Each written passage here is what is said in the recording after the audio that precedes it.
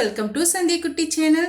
இன்றைக்கி நம்ம சந்தியா குட்டி சேனல் மூலம் பார்த்திங்களன்னா ஹோட்டல் ஸ்டைலில் செய்யக்கூடிய ரொம்பவே டேஸ்டியான கார புளிக்குழம்பு, வெண்டைக்காய் கார புளிக்குழம்பு எப்படி செய்யுதுன்ட்டு பார்க்கலாங்க.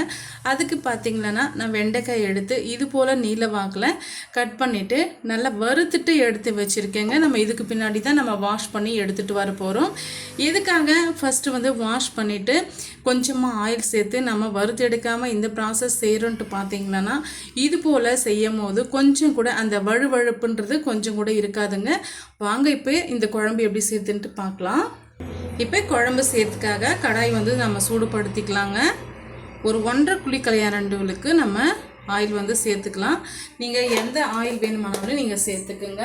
நம்ம இன்றைக்கி எடுத்துருக்கக்கூடிய அளவு என்னன்ட்டு பார்த்தீங்கன்னா 1/2 கிலோ அளவுக்கு வெண்டைக்காய் எடுத்து வச்சுருக்கேங்க. இப்போ ஆயில் நல்லா சூடாயிட்டு வரட்டும். சூடாயிட்டு வந்த பிறகு ஒரு 1/2 டீஸ்பூன் அளவுக்கு கடுகு சேர்த்துக்கலாம். இது கூட ஒரு 1/4 டீஸ்பூன் அளவுக்கு சீரகம் வந்து சேர்த்துக்கலாங்க.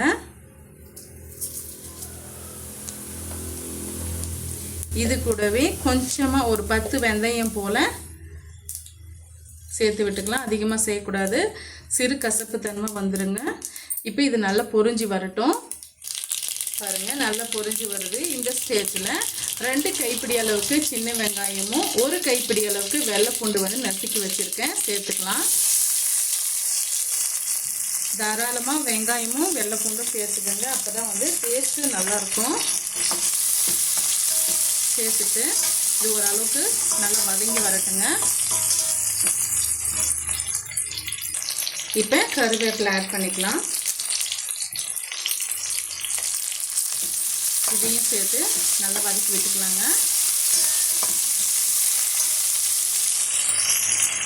பாருங்கள், நம்ம சேர்த்துருக்கிற வெங்காயம் ஓரளவுக்கு வதங்கி வந்துடுச்சு. இந்த ஸ்டேஜில் 2 மீடியம் சைஸு தக்காளி பழம் வந்து கட் பண்ணி வச்சுருக்கேன், சேர்த்துக்கலாம். சேர்த்துட்டு இந்த தக்காளி மசிஞ்சு வர வரைக்கும் நம்ம வதக்கி விட்டுக்கலாங்க.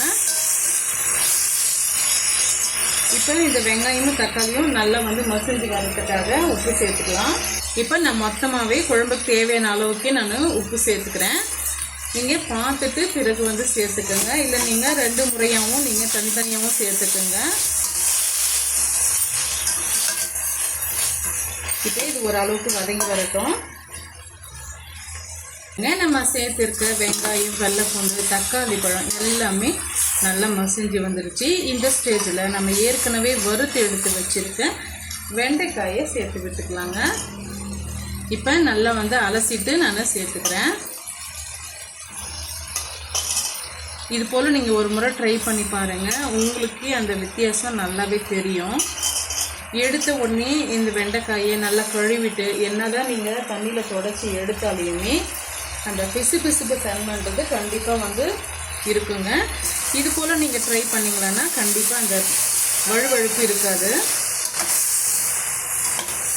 இப்போ இந்த வெண்டைக்காயும் சேர்த்து ஒரு 2-3 நிமிஷத்துக்கு நம்ம வறுத்து விட்டுக்கலாம்.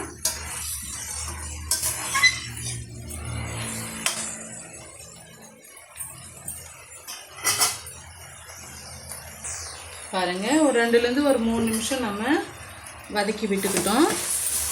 இப்போ இதுக்கு பிறகு தேவையான அளவுக்கு நம்ம மிளகாய் தூள் வந்து சேர்த்துக்கலாங்க. உங்கள் காரத்துக்கு ஏற்ப சேர்த்துக்குங்க. ஆனால் வந்து கரெக்டான அளவுக்கு இருந்தால் தான் இந்த காரக்குழம்பு ரொம்ப டேஸ்டியாக இருக்கும். இப்போ நான் சாம்பார் மிளகாய் தூள் வந்து 1 டீஸ்பூன் அளவுக்கு சேர்த்துக்கிறேன். வேறு மிளகாய் தூள் வந்து கலருக்காக கொஞ்சமாக நான் சேர்த்துக்கிறேங்க. நம்ம செக் பண்ணி பார்த்துட்டே சேர்த்துக்கலாம். ஒரு 3/4 டீஸ்பூன் அளவுக்கு நான் வெறும் மிளகாய் தூள் சேர்த்துக்கிறேன்.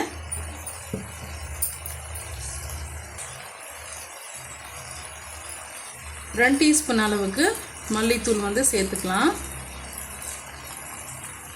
சேர்த்துக்கிட்ட பிறகு ஒரு 2லேருந்து ஒரு 3 நிமிஷம் இந்த பச்சை வாடை போகிற வரைக்கும் நம்ம வதக்கி விட்டுக்கலாங்க.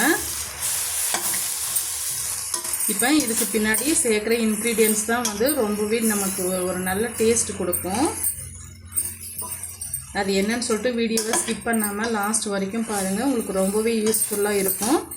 இந்த ரெசிபி பார்த்திங்களான்னா கண்டிப்பாக சாதத்துக்கு, தோசைக்கு, முக்கியமாக சப்பாத்திக்கு ரொம்பவே அட்டகாசமாக இருக்குங்க. பாருங்கள், இந்த அளவுக்கு வதக்கி விட்ட பிறகு ஒரு 2லேருந்து ஒரு 3 டீஸ்பூன் அளவுக்கு நான் தயிர் எடுத்து வச்சுருக்கேன், சேர்த்துக்கலாம்.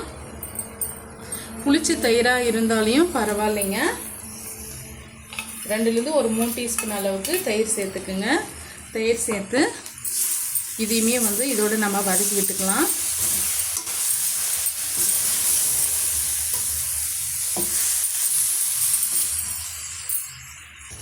இப்போ நம்ம தண்ணி சேர்த்துக்கலாங்க. நான் ஒரு 2 டம்ளர் அளவுக்கு நான் தண்ணி சேர்த்துக்கிறேன். உங்களுக்கு குழம்பு எந்த கன்சிஸ்டன்சிக்கு வேணுமோ அந்த அளவுக்கு நீங்கள் தண்ணியை சேர்த்துக்குங்க. பாருங்கள், தேவையான அளவுக்கு நம்ம தண்ணி சேர்த்துட்டோம். இப்போ மூடி போட்டு மீடியமான ஃப்ளேமில் வச்சு ஒரு 5லேருந்து ஒரு 10 நிமிஷம் வரைக்கும் இடையிடையே நம்ம கலரி கொடுத்து வேக வச்சு எடுத்துக்கலாங்க. வெந்து வந்த பிறகு நம்ம பார்க்கலாம். இப்போ ஓப்பன் பண்ணி பார்க்கலாம். இப்போ நம்ம சேர்த்துருக்க குழம்புல பச்சை வாடை இல்லாமல் ஓரளவுக்கு நல்லாவே வெந்து வந்துருச்சு. இந்த ஸ்டேஜில் ஒரு பெரிய லெமன் சைஸ் அளவுக்கு புளி ஊற போட்டு வச்சுருக்கேங்க. திப்பிகள் இல்லாமல் வடிகட்டிட்டு நம்ம சேர்த்துக்கலாம்.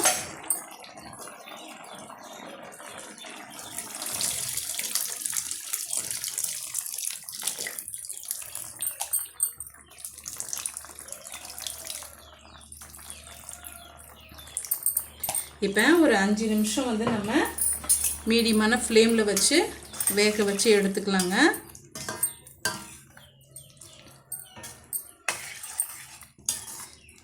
இப்போ மூடி போட்டு விட்டுடலாம்.